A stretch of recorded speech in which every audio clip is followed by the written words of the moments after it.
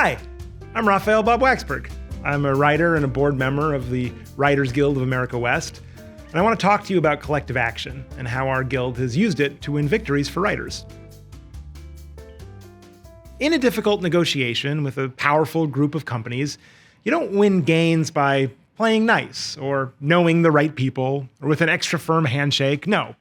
What you're able to win is directly tied to how much leverage you have. And just like when you're negotiating your individual contract as a writer, our leverage as a union depends on our willingness to walk away from a bad deal. We'd love it if the studios met our reasonable demands, agreed to a fair deal, and we could all keep doing what we do best, making art. I myself am currently developing a pitch on Fart Detective 7. It's a more adult take on the Fart Detective franchise, and let's just say there's a little twist involving He Who Smelt It. But it's our willingness to use our collective power as guild members that has won gains for writers time and time again. Strikes got us our residuals. Strikes got us our pension and health funds. And when I say got them, I mean we didn't have them because the studios didn't want to give us them, so writers were forced to withhold their labor and go on strike to get them. And now they are things that exist. These gains were not automatic. They didn't have to happen, like new entries in the popular Fart Detective cinematic universe. If writers had not demanded these things, there would not be these things. Let's talk about the last time the Writers Guild went on strike, in 2007 and 08. Now, some would have you believe that the strike was a failure, a vague and fruitless campaign to win DVD residuals or whatever.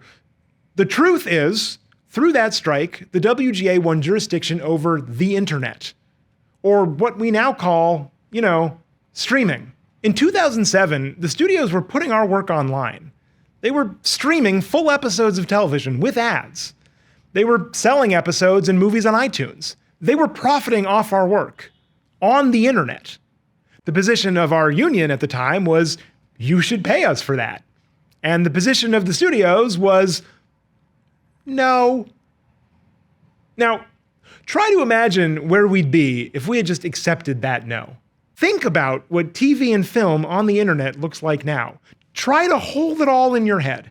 Every streaming show and movie, from House of Cards to Hacks and everything in between.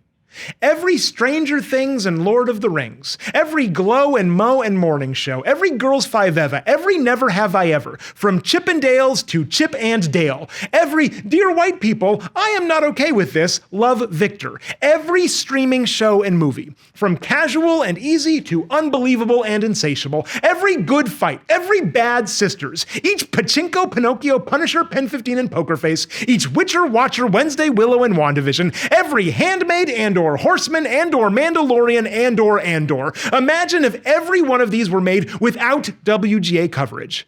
Half of all employment for current working series writers is in streaming. Entire writing careers, the vast majority of my career, and I'd bet a good chunk of yours. Imagine if none of it was automatically protected under a guild contract.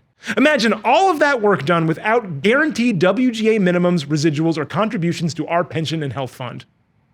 Residuals for made-for-streaming projects as a category is the single fastest growing kind the Guild collects. Residuals we got in the strike and have improved upon every 3 years since added up to $78 million in 2022. But before the strike, the studios were offering zero. Imagine what life for writers would be like today if writers back then hadn't walked away from that bad deal. But they did. Writers stopped working for a little over 3 months and secured a future for writers like me. And because of our fight, SAG-AFTRA and DGA were able to get coverage of streaming for their members as well. In that action, we showed our strength. And 10 years later, we did it again. In the 2017 negotiation, the studios wanted to gut the Guild's health fund, cutting $10 million in the first year alone.